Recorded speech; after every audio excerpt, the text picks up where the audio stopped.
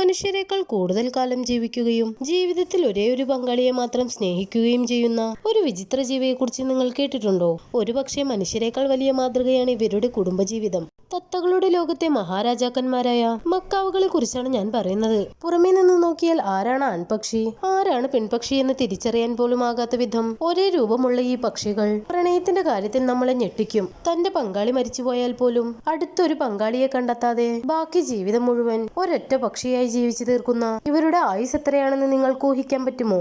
അത്രമാത്രമല്ല, കാട്ടിലെ വിഷമുള്ള വിത്തുകൾ വരെ ദഹിപ്പിക്കാൻ ഇവർ കൂട്ടത്തോടെ വന്ന് കളിമണ്ണ് തിന്നുന്ന ഒരു വിചിത്ര ശീലവും ഇവർക്കുണ്ട്.